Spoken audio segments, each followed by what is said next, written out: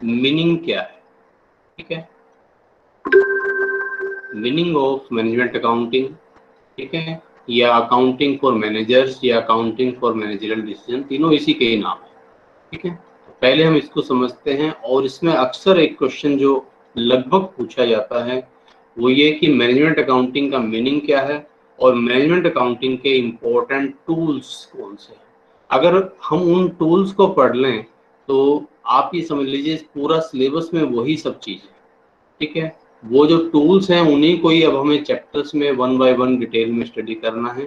तो आइए हम पहले इनसे थोड़ा सा फेमिलियर हो जाते हैं, ठीक है। तो सबसे पहले हम समझेंगे मैनेजमेंट अकाउंटिंग के बारे में। मैनेजमेंट अकाउंटिंग को हम ऐसे कह सकते हैं, मैनेजमेंट प्लस अकाउंटिंग। दो फैक्टर्स को हमने जोड़ दिया है, दो सब्जेक्ट्स को हमने एक तरह से जोड़ दिया है। पहली बात, मैनेजमेंट। मैनेजमेंट क्या करता है? मैनेजमेंट का मतलब हमने मैनेजमेंट के जो फंक्शंस हैं उनको हमने पढ़ा, ठीक है, कि जो मैनेजर के फंक्शंस है बेसिकली वो होते हैं प्लानिंग, ऑर्गेनाइजिंग, कोऑर्डिनेशन, कंट्रोल, ठीक है, कम्युनिकेशन, ये सब आपने पढ़े होंगे। तो उनमें से जो मेन फंक्शंस हैं जिन पर्पज से मैनेजमेंट अकाउंटिंग को पढ़ाया जाता है उनको अगर मैं लूँ तो एक तो प्लानिंग, दूसरा है इसमें डिसीजन मेकिंग,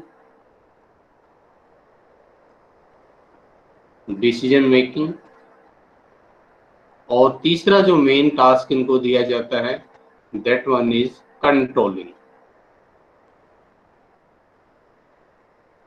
ठीक है। और अकाउंटिंग क्या है? अकाउंटिंग का मतलब हमने लास्ट लेक्चर में भी समझा था, तो रिकॉर्ड द फाइनेंशियल ट्रांजेक्शन, ठीक है, या रिकॉर्डिंग ऑफ फाइनेंशियल ट्रांजेक्शन लिख लीजिए। टू रिकॉर्ड, टू हटाए तो रिकॉर्डिंग ऑफ फाइनेंशियल ट्रांजेक्शन या बिजनेस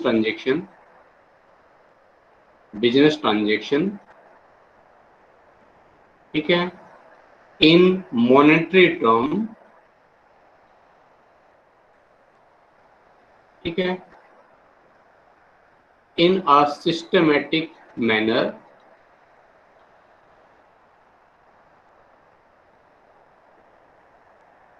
ठीक है, according to some universally accepted rule.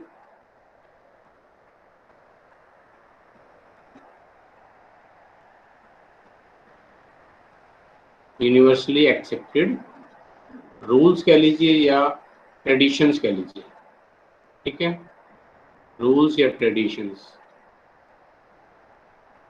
तो अकाउंटिंग का मतलब हमने समझा कि अकाउंटिंग का मतलब है भैया पहली बात तो रिकॉर्डिंग ऑफ बिजनेस ट्रांजेक्शन। आप बिजनेस के ओनर की पर्सनल ट्रांजेक्शन को नहीं लिख सकते, ठीक है, बिजनेस की ट्रांजेक्शन को लिखना है। दूसरा, उनको मॉनेटरी टर्म्स में कन्वर्ट करके लिखना है। हमें ये नहीं लिखना कि कितना एकड़ जमीन है, हमें ये नहीं लिखना कि कितनी चेयर्स हैं, कितने स्टूल्स हैं, ठीक है। ये ठीक है, अगर आप डिटेल्स में अलग से अंदर देना चाहें बात अलग है, अदरवाइज हम ये कहेंगे कि हमारे पास इतने का फर्नीचर, इतने की बिल्डिंग, इतने की लैंड।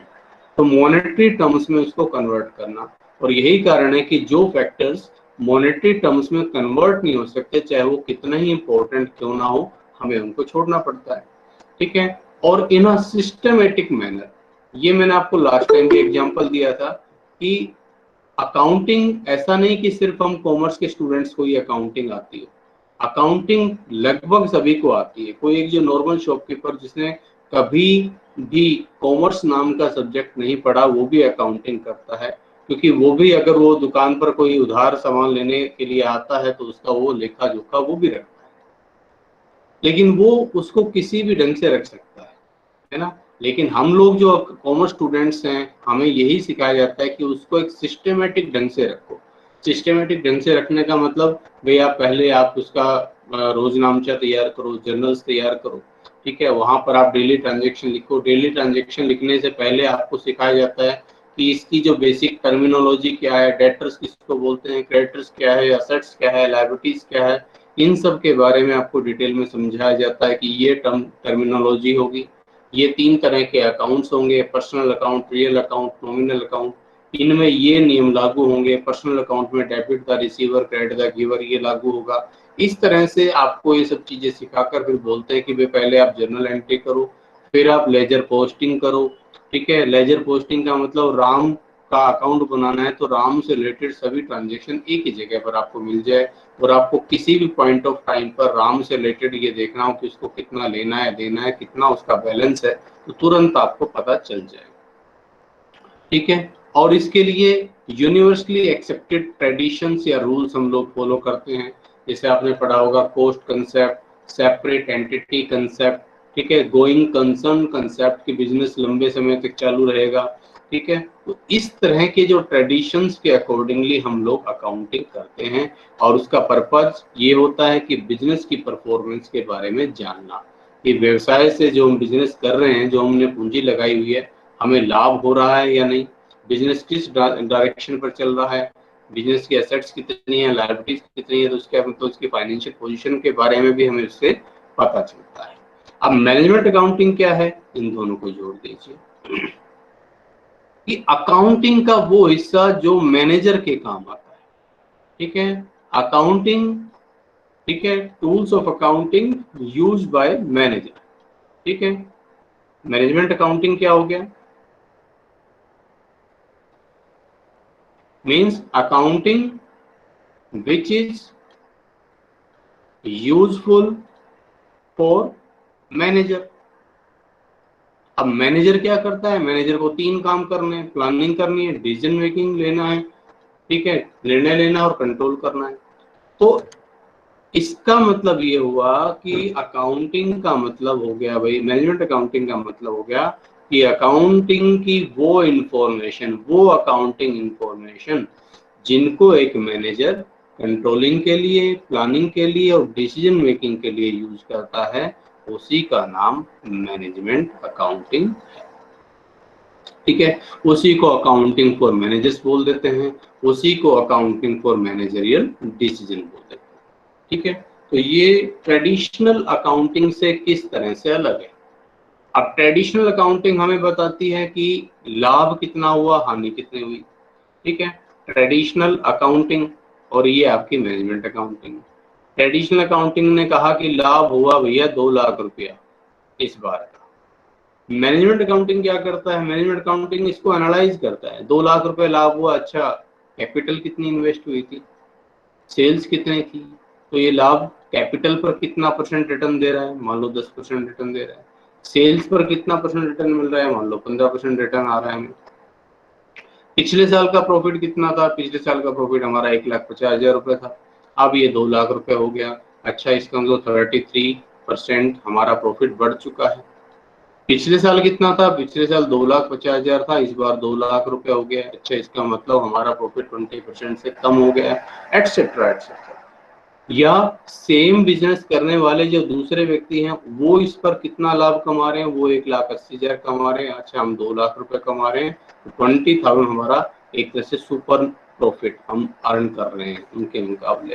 तो मैनेजमेंट अकाउंटिंग में उसी एक जो इंफॉर्मेशन, जो अकाउंटिंग इंफॉर्मेशन जो आपके ट्रेडिशनल अकाउंटिंग से आई, मैनेजमेंट अकाउंटिंग ने उसी इंफॉर्मेशन को इस ढंग से एनालाइज किया कि वो जो गूंगी इंफॉर्मेशन, हमें 2 लाख का प्रॉफिट कुछ नहीं बोल रहा, कुछ नहीं बता रहा। ये 2 लाख का प्रॉफिट किसी के लिए कम हो सकता है, किसी के लिए ज्यादा हो सकता है, लेकिन मैनेजमेंट अकाउंटिंग के टूल्स के साथ जब आप इस पे काम करेंगे तो ये गूंगी इंफॉर्मेशन बोलने लग जाएगी। ठीक है, इससे आपको पता चले, आप किसी निष्कर्ष पर पहुंचने की सिचुएशन में हो जाएंगे कि अच्छा ये 10% का रिटर्न ओके है या नहीं हमारे लिए, हमारा टारगेट कितना था। ठीक है, 15% का रिटर्न हमारे लिए कितना है, ये हमारा लाभ बढ़ रहा है, प्रॉफिट बढ़ ऊपर की डायरेक्शन में, यहाँ लाभ में गिरावट आ रही है तो प्रॉफिट बिजनेस हमारा नीचे जा रहा है, यहाँ औरों के मुकाबले हम 2 लाख रुपए अर्न कर रहे हैं, यानी कि हम उनसे अच्छी पोजीशन में, ये हमारे मुकाबले वे लोग 2,20,000 रुपए अर्न कर रहे हैं, तो इसका मतलब वे लोग हमसे ज्यादा अच्छी कॉम्पिटिटिव एडवांटेज की पोजीशन में है। तो हम किसी ना किसी इंफॉर्मेशन पर पहुंच सकते हैं, और उस इंफॉर्मेशन का यूज कर सकते हैं हम लोग डिसीजन मेकिंग के लिए, उस इंफॉर्मेशन का यूज कर सकते हैं हम कंट्रोलिंग के लिए, उस इंफॉर्मेशन का यूज कर सकते हैं हम आगे फर्दर प्लानिंग करने के लिए। तो तो ये मैनेजमेंट अकाउंटिंग होता है और बेसिकली यही इन दोनों में डिफरेंस होता है। अब इस पर ज़्यादा टाइम ना लगाते हुए मैं इसके जो सबसे इम्पोर्टेंट टॉपिक पर आ रहा हूँ कि what are the tools and techniques. और इसको अगर आप ध्यान से समझ लेते हैं तो एक तरह से समझ लीजिए आप पूरे अपने सिलेबस से गो थ्रू हो जाएंगे। Tools and techniques used for management accounting,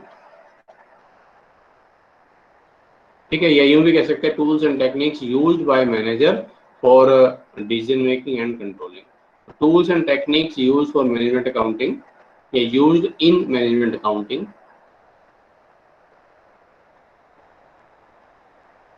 इनको अब आप जरा ध्यान से समझ लें, ठीक है। आगे चैप्टर्स में हम इन्हीं सबको डिटेल्स में पढ़ेंगे।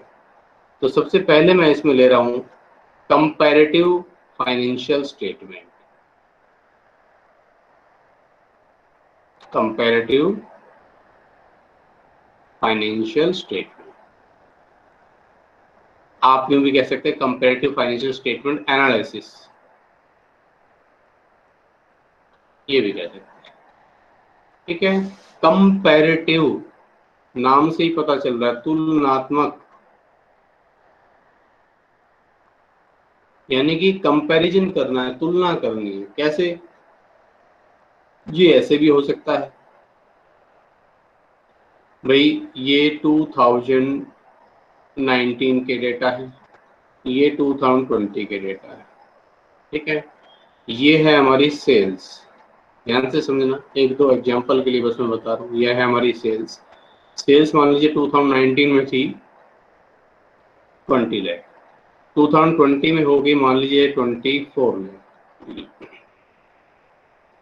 ठीक है। तो अब मैं कहूं कि 2019 के मुकाबले 2020 में सेल्स बढ़ी या घटी, यही कंपैरिजन है। बढ़ गई, 40,000 रुपए से बढ़ गई तो मैंने इसके लिए प्लस साइन लगा दिया। अच्छा, कितना परसेंट बढ़ी? Percentage change. तो 40,000 रुपए बढ़ी, पहले थी 20 लाख, 40,000 4 लाख से बढ़ी हुई, ठीक है। 4 लाख से बढ़ी, 20 से 24 लाख होगी, तो 4 लाख डिवाइड बाय 20 लाख, यानी कि 20% चेंज हो गया,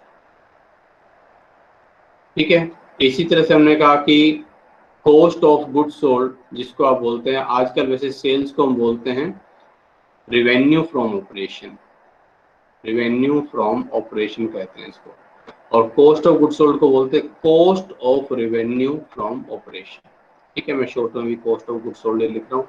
तो अपनी लागतें कितनी थी? लागतें पिछले साल थी 15 लाख, 2020 में ये हुई 18 लाख, तो कितना बढ़ी है? ये 3 लाख रुपए से बढ़ गई। कितना परसेंट बढ़ी? 3 lakh divided by 15 lakh multiply 100, ठीक है। तो 20% से ही हमारी कॉस्ट ऑफ गुड्स सोल्ड बढ़ गई।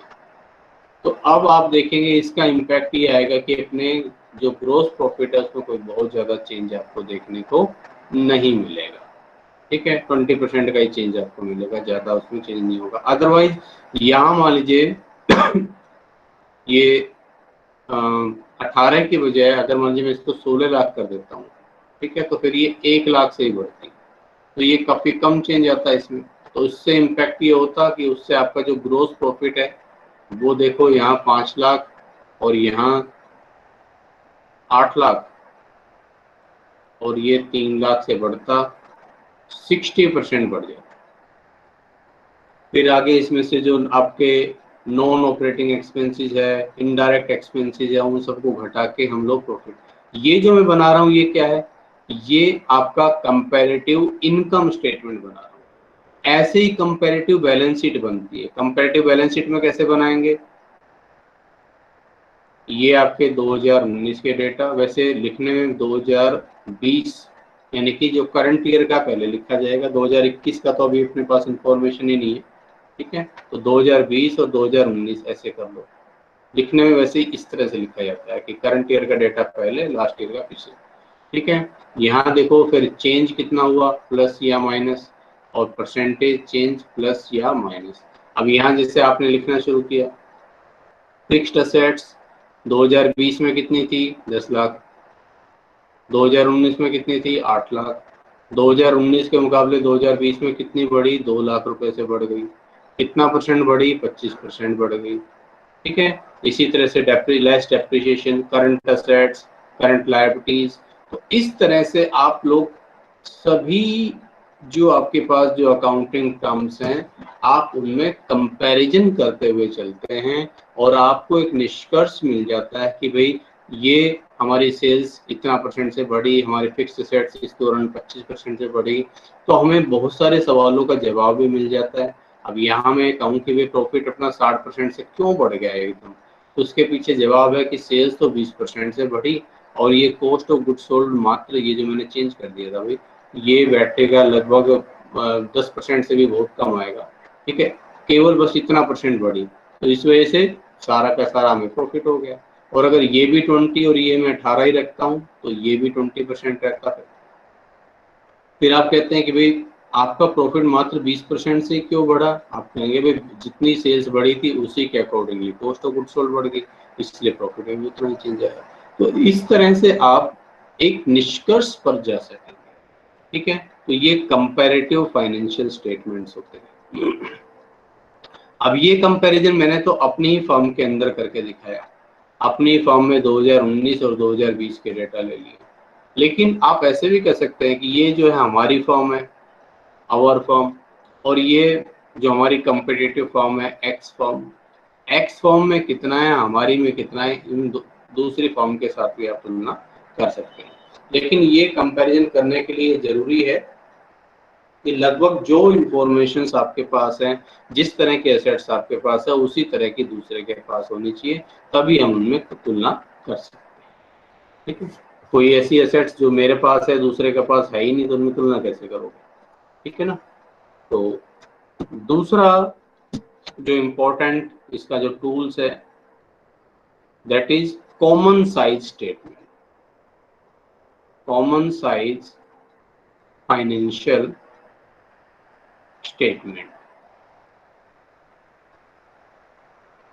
अब कॉमन साइज क्या मतलब? साइज कॉमन कर दो, बेस सबका बराबर कर दो। ठीक है, ताकि उनमें तुलना हो सके। मैंने आपको एक एग्जांपल भी दिया था कि एक मिस्टर एक्स है, मिस्टर वाई है, दो स्टूडेंट्स हैं। मिस्टर एक्स के मान लीजिए मार्क्स आ रहे हैं 90 अकाउंट्स में, मिस्टर वाई के आ रहे हैं मान लीजिए 75। ठीक है, या 80 कर देता हूँ, 80। अब मैंने आपसे पूछा बताओ भाई इन दोनों में किसके मार्क्स ज्यादा है, कौन ज्यादा इंटेलिजेंट है?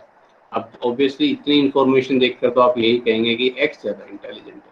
लेकिन मैं कहता हूँ सुनो भाई, एक्स के मार्क्स है आउट ऑफ 150 में से 90 और वाई के मार्क्स है आउट ऑफ 100 में से 80। ठीक है। तो अब आप क्या करेंगे? अगर मैं ये इंफॉर्मेशन साथ में देता हूँ, ये मैक्सिमम मार्क्स हैं और ये मार्क्स ऑब्टेन्ड है, तो अब आप क्या कहेंगे? अब आप इसको परसेंटेज में कन्वर्ट करें। अब आप कहेंगे भाई 90 है 150 में से, तो ये तो 60% हुए, और ये 80 है 100 में से, तो ये 80% हो गए। तो भाई अब तो वाई ज्यादा इंटेलिजेंट है। आपने क्या किया? आपने इनको परसेंट में कन्वर्ट किया। परसेंट का मतलब पर सेंट। ठीक है, पर सेंट, प्रति 100, 100 में से 60, 100 में से 80। तो 60 कितने में से है? 100 में से। 80 भी कितने में से? 100 में से। आपने क्या कर दिया? इनका एक बेस बराबर कर दिया, कॉमन बेस। अब इनका बेस कॉमन नहीं था, ये 150 में से था, ये 100 में से था। अब इन दोनों का बेस कॉमन हो गया तो तुलना आसान हो गई। कॉमन साइज वाले में हम क्या करते हैं? इनके बेस को बराबर बनाने की कोशिश करते हैं। कैसे? सोचिए। देखो, हमने किया कि भाई मान लीजिए हमारी ये फॉर्म है, ठीक है, और इसकी मुझे तुलना करनी है। ऐसे चलिए मैं करके बताता हूँ। 2020, 2019, ठीक है, यहाँ मैं अभी बाद में लिखूंगा जो भी आपको समझाने के बाद। अब मैंने यहाँ सेल्स लिखी। मैं आपको फिर बता रहा हूँ, सेल्स को हम लिखेंगे वैसे रेवेन्यू फ्रॉम ऑपरेशन। सेल्स हमने लिखी मान लीजिए यहाँ 20 लाख, 25 लाख लिख देता हूँ, 25 लाख। और यहाँ हमने लिखी 20 लाख। तो वहां तो कंपैरेटिव में तो क्या कर रहे थे, दोनों में कंपैरिजन कर रहे थे, ठीक है। यहाँ क्या करेंगे अभी बताता हूँ। कॉस्ट ऑफ गुड्स सोल्ड मैंने लिखी, कॉस्ट ऑफ गुड्स सोल्ड यहाँ मान लीजिए मैंने लिख दी सॉरी, यहाँ मैंने लिख दी 1,50,000, ठीक है।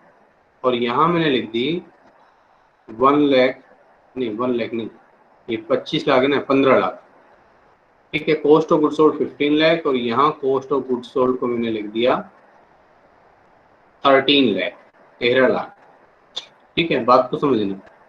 ग्रॉस प्रॉफिट 10 लाख और ये 7 लाख।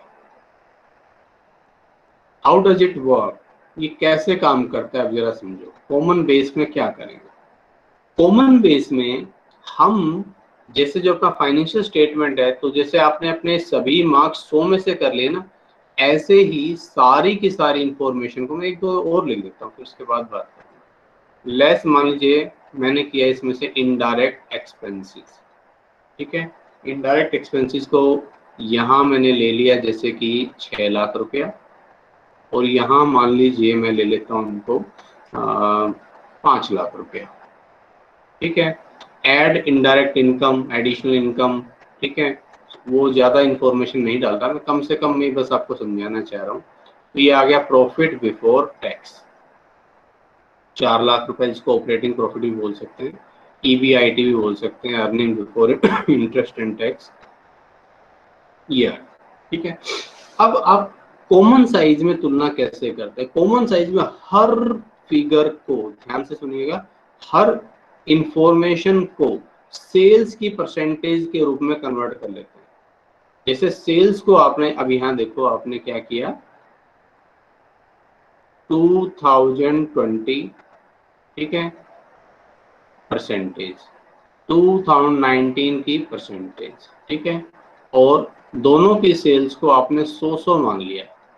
इसकी सेल्स अगर 100 है तो कॉस्ट ऑफ गुड्स सोल्ड कितनी परसेंटेज में कन्वर्ट करें तो 15 लाख, ठीक है। कैसे करोगे भाई, 15 lakh divide by 25 lakh multiply 100, बताओ भाई कितना परसेंट है ये, 60%। और यहाँ पर अगर आप करेंगे 13 lakh out of 20 lakh multiply 100, ये है 65%। तो आप क्या कर रहे हो, एक कॉमन बेस बना लिया, सब इंफॉर्मेशन अब आउट ऑफ किस में से आएगी, सेल्स में से देखी जाएगी। ग्रॉस प्रॉफिट 10 लाख 25 लाख में से 10 डिवाइड बाय 25 मल्टीप्लाई 100, 40%, वैसे भी दिख भी रहा है आपको ऊपर। और यहाँ पर आप करेंगे 7 डिवाइड बाय 20 लाख मल्टीप्लाई 100, यानी कि 35%। इसी तरह से इनडायरेक्ट एक्सपेंसेस सेल्स के कितने परसेंट बैठे थे, 6 lakh divide by 25 lakh multiply 100, ठीक है। 6 डिवाइड बाय 25 मल्टीप्लाई 100 करेंगे कितना आ जाएगा भाई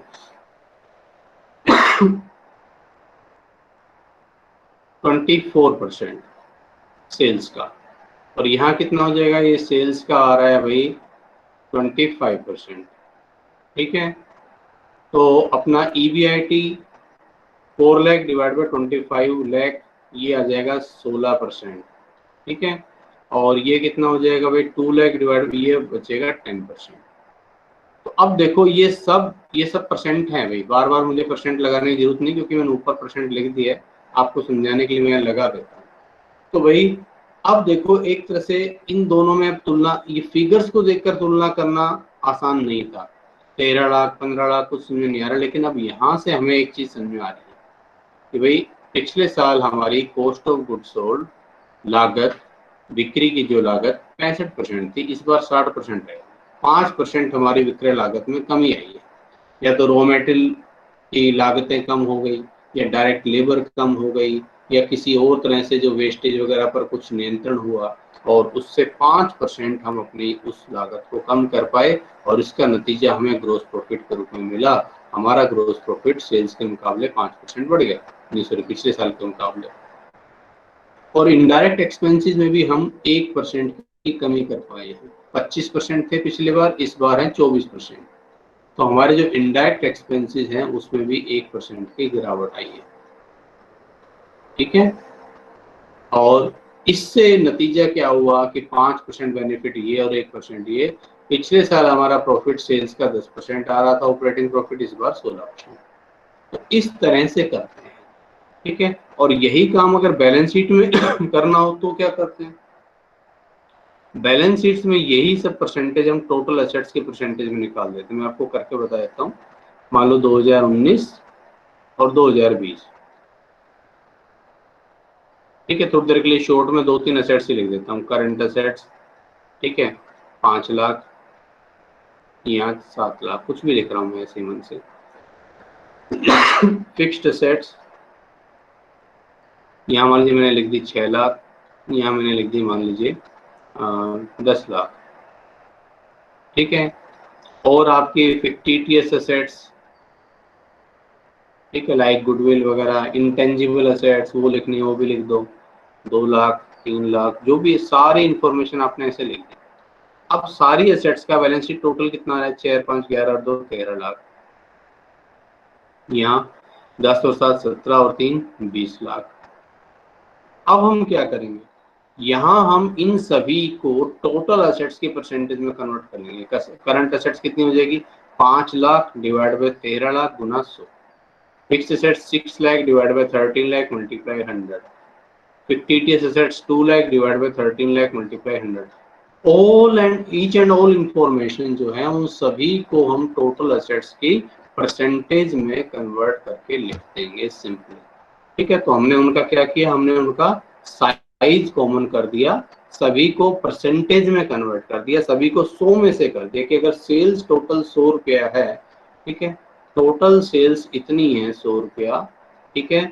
इसको 100 रुपया मान लीजिए, से पाई चार्ट बनता है ना, ठीक है। तो इसमें से इतना तो चला गया, इसमें से इतना तो चला गया कॉस्ट ऑफ गुड्स सोल्ड के रूप में, इतना चला गया इसके रूप में अपने इनडायरेक्ट एक्सपेंसेस के रूप में, इतना चला गया टैक्स के रूप में, ठीक है। बाकी ये अपनी इनकम बच गई, ठीक है। इस बची हुई इनकम में से इतनी हमने डिविडेंड के रूप में बांट दी, इतनी हमने अपने पास रख ली। तो इस तरह से उसका एनालिसिस करना आसान हो जाता है। और यही काम असेट्स के केस में हो जाता है कि ये total assets, in total assets में से इतनी हमारे पास फिक्स्ड असेट्स, इतनी हमारे पास करंट असेट्स, इतनी हमारे पास अदर असेट्स। लायबिलिटी की बात करें तो आपको पता है बैलेंस शीट्स का टोटल तो दोनों तरफ सेम आएगा। तो हमारे पास डिबेंचर्स कितने हैं, डिबेंचर्स है मान लो 5 लाख, तो 5 lakh divide by 13 lakh multiply 100। ये इतना परसेंट तो डिबेंचर्स का है, इतना परसेंट करंट लायबिलिटीज का, इतना परसेंट शेयर कैपिटल का है, एटसेट्रा। ये काम कॉमन साइज में होता है। तीसरा इसमें जो बड़ा इंपॉर्टेंट टूल्स है that is trends analysis. Trends analysis,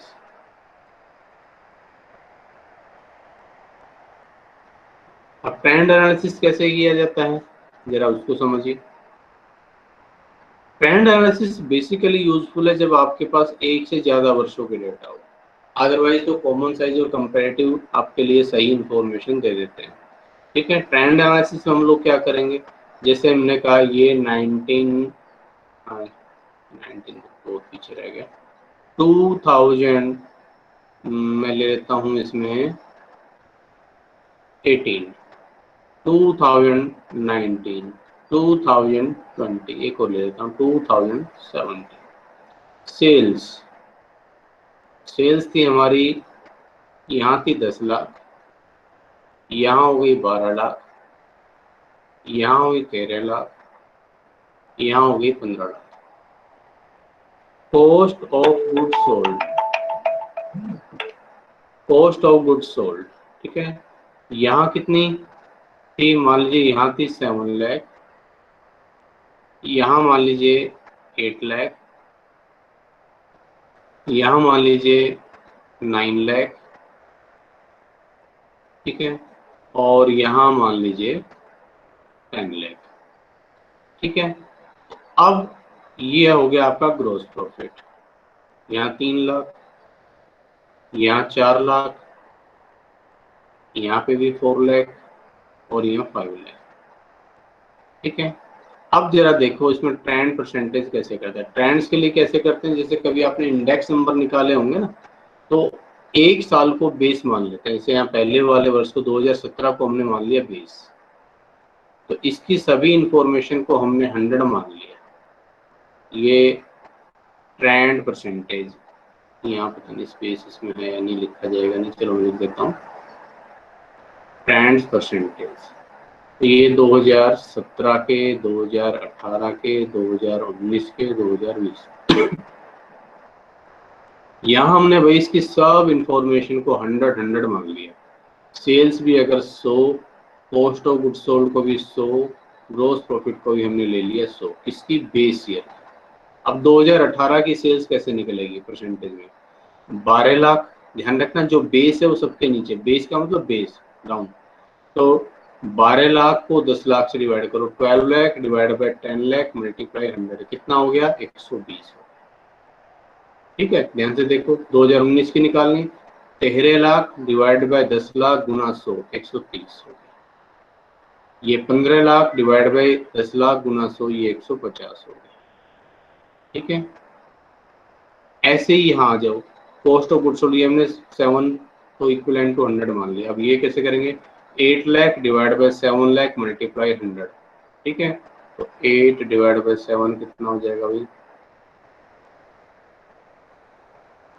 लगभग 114% लगभग बैठेगा। इसी तरह से 9 lakh divide by 7 lakh multiply 100,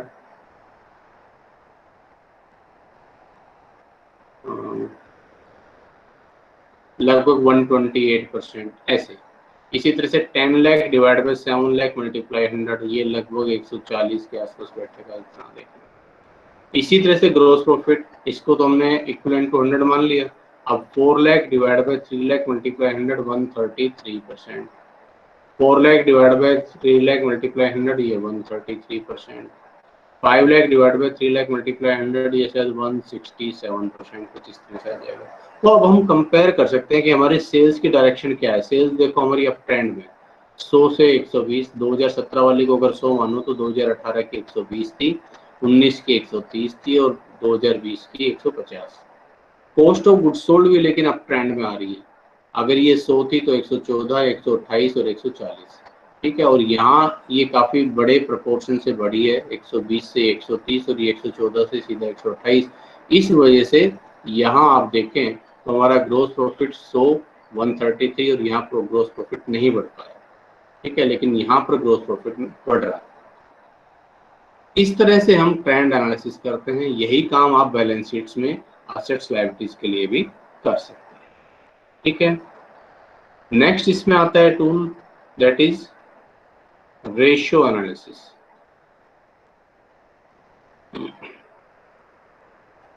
ratio analysis में हम लोग क्या करते हैं, कोई भी दो अकाउंटिंग इंफॉर्मेशन, इसको वैसे हम खैर ज्यादा डिटेल में पढ़ेंगे तो अभी यहाँ ज्यादा इसमें जाने की जरूरत भी नहीं है। तो रेशियो एनालिसिस में कोई भी दो, जैसे मैंने कहा कि करंट असेट्स है भाई हमारी 3 लाख और करंट लायबिलिटीज है हमारी 1,50,000, तो मैं कह सकता हूँ करंट असेट्स करंट लायबिलिटीज से दुगनी है। तो करंट असेट्स और करंट लायबिलिटीज का रेशियो हो गया 2:1, कि अगर मेरी करंट लायबिलिटीज 1 है तो उसके मुकाबले करंट असेट्स उसका 2 गुना। ठीक है, इसी तरह से लिक्विड एसेट्स का भी आप रेशियो निकाल सकते हैं। इसी तरह से आप ग्रोस प्रॉफिट भी, जो ग्रोस प्रॉफिट परसेंटेज क्या है, रेशियो ही तो है। मेरी सेल्स 20 लाख थी, प्रॉफिट है 4 लाख, तो ग्रोस प्रॉफिट कितना हुआ? 20% हो गया। ठीक है, तो ये रेशियो एनालिसिस है। इसमें कोई भी दो अकाउंटिंग इंफॉर्मेशन उठाकर हम उनका आपस में तुलना करते हैं। ये रेशियो इस रूप में लिखा जा सकता है, जैसे 2:1, 1:3। ये रेशियो टाइम्स के रूप में हो सकता है, 2 टाइम्स। जैसे मैंने कहा कि भाई मेरा जो इनकम है, ठीक है, मेरा जो ग्रोस प्रॉफिट है, आगे आप पढ़ेंगे एक इंटरेस्ट कवरेज रेशियो आएगा, तो मेरा ऑपरेटिंग प्रॉफिट जो है वो इंटरेस्ट कॉस्ट के मुकाबले कितने गुना है। मेरा ऑपरेटिंग प्रॉफिट तो है भैया 10 लाख और इंटरेस्ट मुझे पे करना है 2 लाख, तो मेरा जो इंटरेस्ट कवरेज रेशियो है वो 5 टाइम्स हो गया, इसके मुकाबले 5 गुना हो। ठीक है, ये इस तरह से टाइम्स रूप में हो सकता है और या फिर ये परसेंटेज फॉर्म में हो सकता है, इनमें से किसी भी रूप में ये हो सकता है। और एक और कैटेगराइजेशन वैसे तो डिटेल में उनके चैप्टर के साथ ही पढ़ेंगे, हम इस तरह से करते हैं कि जो रेशो सिर्फ फाइनेंशियल स्टेटमेंट के बेस पे निकालते हैं उनको फाइनेंशियल स्टेटमेंट रेशो, मतलब जो आपके प्रॉफिट एंड लॉस अकाउंट और ट्रेडिंग प्रॉफिट एंड लॉस के बेस पर बनते हैं। कुछ रेशियो ऐसे हैं जो सिर्फ बैलेंस शीट्स के बेस पर बनते हैं, बैलेंस शीट से इंफॉर्मेशन ली जाती है, उन्हें बैलेंस शीट रेशियो बोलते हैं। और कुछ एक ऐसे होते हैं जिसमें एक इंफॉर्मेशन तो बैलेंस शीट से आ रही है, दूसरी आपके इनकम स्टेटमेंट से आ रही है, उनको हम हाइब्रिड रेशियो बोलते हैं। उनको डिटेल में बाद में पढ़ेंगे, ठीक है, जब इस टॉपिक पर जब हम आएंगे। नेक्स्ट जो है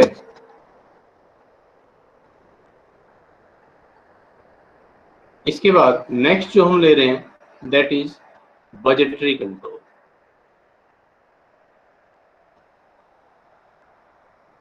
बजटरी कंट्रोल, ठीक है। बजट के बारे में आपको काफी बताया हुआ है। बजट सिंपली एक प्लानिंग है। अभी हमने पढ़ा भी कि जो हमारा मैनेजर है उसका एक काम प्लानिंग करना भी है। तो planning in quantitative information form, कि आपने प्लानिंग करनी है कि भाई हमारी सेल्स कितनी होनी चाहिए, ठीक है। तो आपने सेल्स बजट बनाया और आपने क्या अंदाजा लिया भाई हमारी कहाँ कहाँ बिक्री होती है, area X, north south east west, इन एरिया में हमारे दो प्रोडक्ट बिकते हैं, प्रोडक्ट ए प्रोडक्ट बी, इसमें भी प्रोडक्ट ए और प्रोडक्ट बी, यहाँ पर केवल प्रोडक्ट बी बिकता है, यहाँ पर केवल प्रोडक्ट ए बिकता है। तो अब कुल मिलाकर ए की बिक्री कितनी हो रही है और कितनी आगे होने की उम्मीद है, बी की कितनी होने की उम्मीद है, तो ताकि मुझे पता चले कि ए की कुल बिक्री कितनी होगी, बी की कितनी होगी, ठीक है, और कुल टोटल सेल्स कितनी होगी। सेल्स के बेस पर मैंने बनाया प्रोडक्शन का बजट कि प्रोडक्शन फिर मुझे कितना करना पड़ेगा या परचेज कितना करना पड़ेगा। प्रोडक्शन का अंदाजा हो गया तो उसके बाद मुझे बनाया कि प्रोडक्शन कॉस्ट कितनी आएगी, फिर कैश कितने की जरूरत पड़ेगी, ठीक है। फिर इन सभी बजट्स की समरी फॉर्म में मैंने बनाया जिसको बोलते हैं मास्टर बजट। तो ये बजटरी कंट्रोल में हम सारा काम प्लानिंग का करते हैं, ठीक है। और ये प्लानिंग किस बेस पर हो सकती है, पिछले वर्ष के डेटा के बेस पर भी हो सकती है जो कि हम ट्रेडिशनली करते हैं, और बिल्कुल नए सिरे से भी अनुमान लगाया जा सकता है। अगर नए सिरे से इसका अनुमान लगाया जाए सारी सेल्स का प्रोडक्शन का, तो इसे ZBB जीरो बेस बस्टिंग बोलते हैं, ठीक है, समझेंगे इसको। बजटरी कंट्रोल के बाद नेक्स्ट आता है इसमें कौन सा हो गया, 4 5 छठा है स्टैंडर्ड कॉस्टिंग।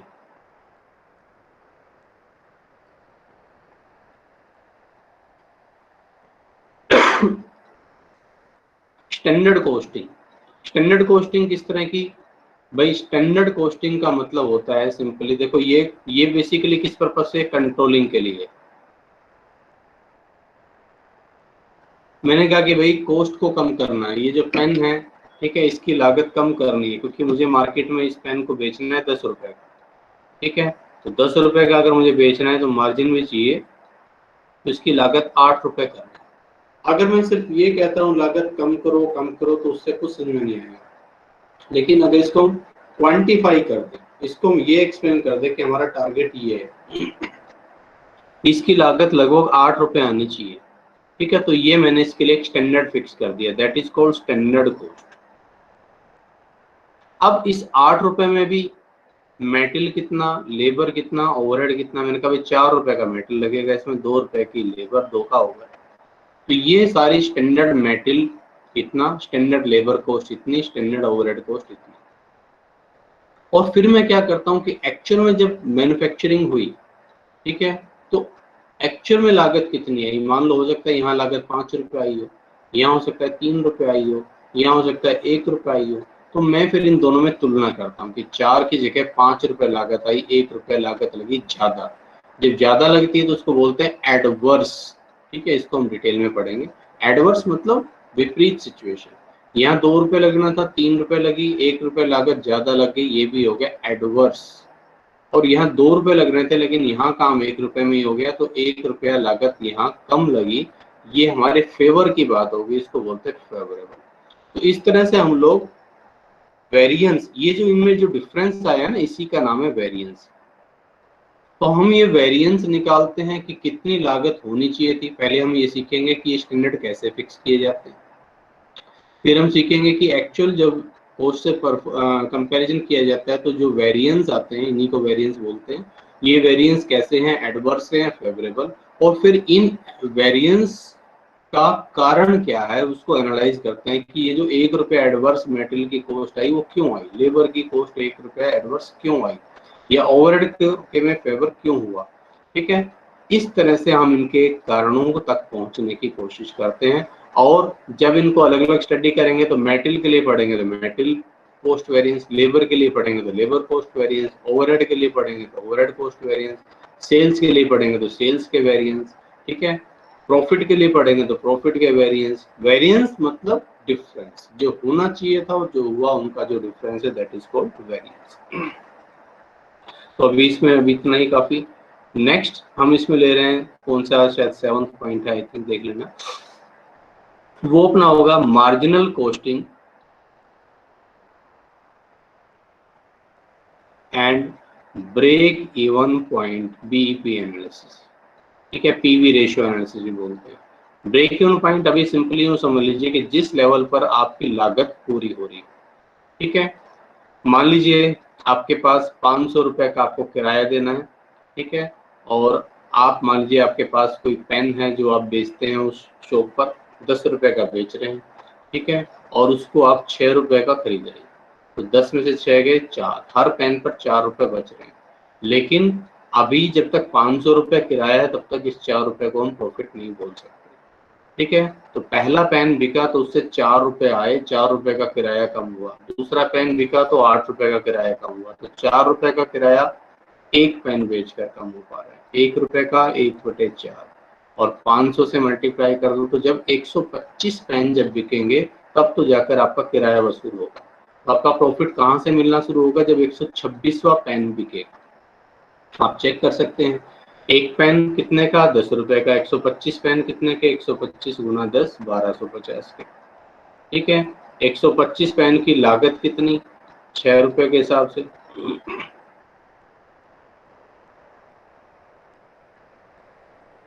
950 रुपए, नहीं, 750 रुपए। तो कितना प्रॉफिट बचा आपके पास, 500। वो 500 रुपए आपने किराए के दे दिए। ठीक है, तो यहाँ पर आपका नो प्रॉफिट नो लॉस। लेकिन 126वां पेन जो बिकेगा, क्योंकि किराया जा चुका है, तो अब ये 4 रुपए आपकी जेब में जाएंगे। तो इस पॉइंट का कैसे यूज होता है बिजनेस के डिसीजन मेकिंग के लिए, कैसे सेल्समैन ये चेक करता है कि मुझे कितनी बिक्री करनी चाहिए, किस प्रोपोर्शन में करनी चाहिए, ब्रेक इवन पॉइंट मेरा कहाँ पर आएगा, कब किस सिचुएशन में मेरे लिए कौन सा बिजनेस ज्यादा फेवरेबल होगा। ठीक है, उसको हम पढ़ेंगे। मार्जिनल कॉस्टिंग का एक और भी नाम है वेरिएबल कॉस्टिंग, क्योंकि यहाँ सारा फोकस वेरिएबल कॉस्ट पर रहता है। हम इसको पढ़ेंगे। और इसके बाद नेक्स्ट जो आप पढ़ेंगे, ठीक है, ये शायद 8 पॉइंट आप बोल सकते हैं इसको, डिसीजन मेकिंग।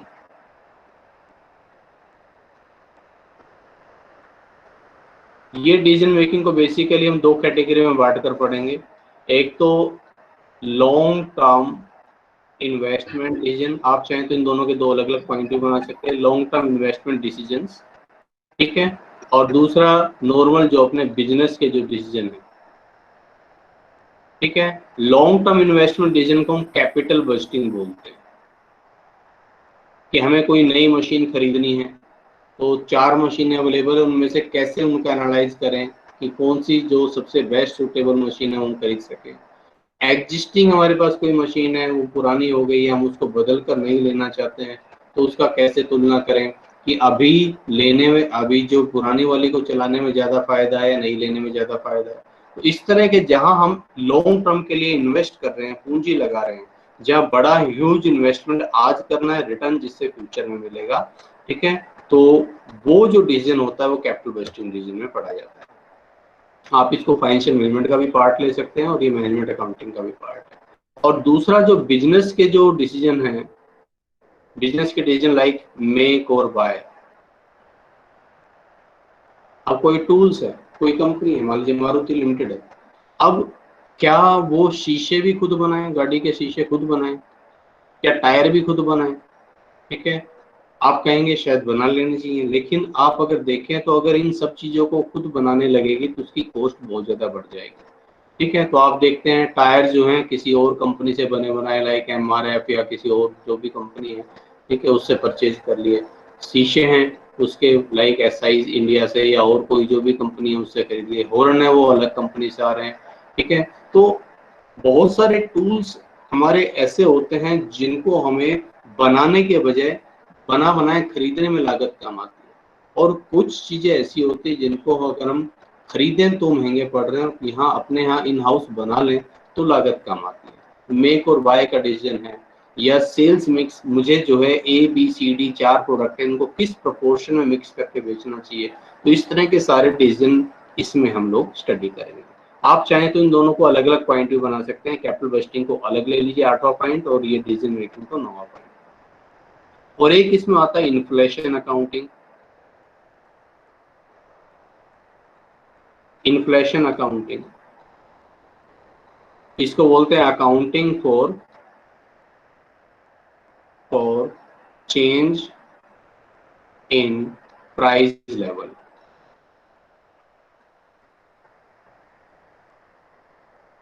मान लीजिए कोई मशीनरी है, ठीक है, आपने खरीदी थी 10 लाख में, अब आप तो क्या कर रहे हैं, उसको हर साल डेप्रिसिएशन काट कर उसको दिखाते हैं, तो आपकी बुक में वो 6 लाख की दिखा रखी है, लेकिन एक्चुअल में हो सकता है उसकी वैल्यू आज के डेट में सिर्फ 1 लाख की हो। ऐसी कोई जमीन आपने 10 लाख की खरीदी थी, और हो सकता है अब आप तो उसको डेप्रिसिएशन काटोगे नहीं लैंड पर, तो आप तो उसको अपनी बुक्स में दिखा रहे हैं 10 लाख की, लेकिन हो सकता है उसकी वैल्यू 1 करोड़ रुपए हो गई। ठीक है, 10 साल पहले खरीदी थी। तो क्या ये जो कीमतों में परिवर्तन होता है किसी एसेट्स की, उसको कैसे इनकॉर्पोरेट करना चाहिए, करना भी चाहिए या नहीं करना चाहिए, इसके क्या फायदे होंगे, क्या इसमें डिफिकल्टीज आती है, क्या प्रॉब्लम आती है, ये हम इन्फ्लेशन अकाउंटिंग में पढ़ते हैं। और एक और अगर आप इसमें इंक्लूड करें तो आप टैक्सेशन अकाउंटिंग को ले सकते हैं, कि टैक्स क्योंकि एक बहुत इंपॉर्टेंट पार्ट है बिजनेस से जुड़ा हुआ, जो हमारी इनकम को अफेक्ट करता है, तो टैक्सेशन को हम किस तरह से मैनेज करें, और टैक्स अकाउंटिंग। अदरवाइज मैंने आपको जो बता दिया अभी आपके लेवल के हिसाब से ये सफिशिएंट रहेंगे, इनको हम स्टडी करेंगे, और ये जो मैंने बताई ये सभी आपके यहाँ सिलेबस के भी पार्ट्स हैं, तो अभी मैं सिलेबस से बाहर में जा भी नहीं रहा हूँ, इन सब को हम यहाँ 1 by 1 अब स्टडी करेंगे, यही आपका चैप्टराइजेशन रहेगा। ठीक है, तो आज इतना ही, नेक्स्ट टाइम से जो है इनको शुरू करते हैं, इनमें से कोई एक टॉपिक, कोई एक टूल्स हम लेंगे और उसको शुरू करेंगे। ठीक है, आज के लिए नहीं, ये मेरे ख्याल में